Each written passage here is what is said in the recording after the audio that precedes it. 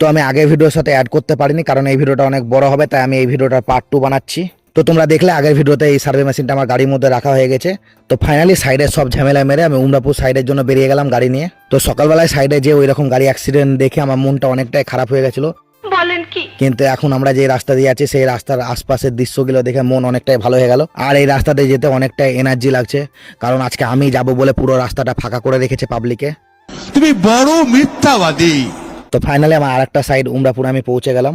তো গাড়ি থেকে নেমে আমি দাঁড়িয়ে আছি, কারণ আগে প্রচুর কাদা আছে, তাই গাড়ি যাবে না। তাই আমি একটা লেবারকে ডাকলাম মেশিনগুলো উঠাবার জন্য। তো লেবার এসে পুরো বাহুবলীর মতো এক হাতে মেশিন এক হাতে স্টার নিয়ে আমার আগে আগে হেঁটে চলে যাচ্ছে। আর সেই ভাইটা মনে মনে বলছে খেপাচোদা আমার পিছনে খালি ক্যামেরা ধরে ধরে আসছে, স্ট্যান্ডটা তো হাতে ধরতে পারে একবার।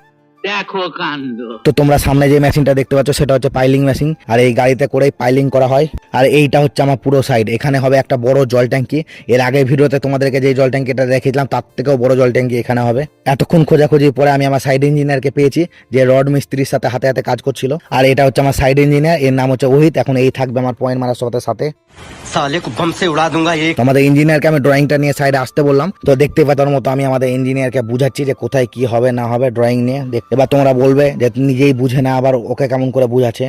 क्या बात है सर, क्या बात है सर। বুঝানো শেষ, এবার আমার মেন কাজ শুরু। এবার আমি বক্সের মধ্যে থেকে টিএস মেশিনটা বের করলাম, তারপর স্ট্যান্ডে লাগিয়ে নিলাম। তো তোমাদেরকে বলে দিই, এটা হচ্ছে টিএস মেশিন, ফুল ফর্ম হচ্ছে টোটাল টেশন। এই মেশিনটা দিয়ে সার্ভের যাবতীয় কাজ করা হয়। তো বন্ধুরা এখানে আমি আগেও পয়েন্ট মেরে গেছি, তো এখানে 8টা পয়েন্ট ওরা খুঁজে পাচ্ছিল না, সেই 8টা পয়েন্টকে খোঁজার জন্য আমি এসেছি।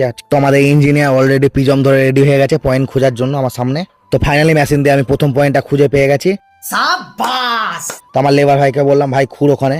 তো ভাইটা পয়েন্টটা খুঁজে বের করছে, দেখতেই পাচ্ছ। তো তোমরা দেখো পয়েন্টটা আমি খুঁজে পেয়ে গেছি, মাঝখানে একটা ছোট্ট রড গাড়া আছে, ওটাই হচ্ছে পয়েন্ট। তো আজকে সকালে মেঘলা আকাশ ছিল, তারপরে 11টা বাজতে না বাজতে এত গরম পড়েছে যে ঘেমে পুরো স্নান হয়ে গেছে, তোমরা দেখতেই পাচ্ছ। তো এই গরমের মধ্যে এই রোদের মধ্যে এরকম ভাবে দাঁড়িয়ে দাঁড়িয়ে কাজ করতে হচ্ছে, তো আমাদের কি জ্বালা তোমরা একবার ভেবে দেখো। আর গরম সহ্য না করতে পারে একটু আম গাছের নিচে আসলাম আমরা এই ছায়াতে।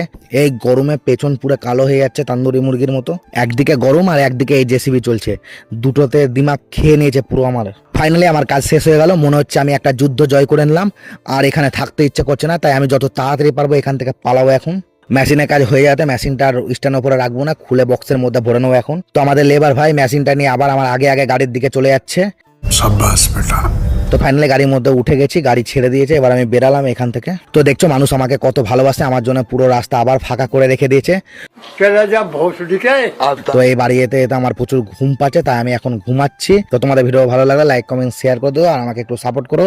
তো দেখা হবে পরে ভিডিওতে, টেক কেয়ার।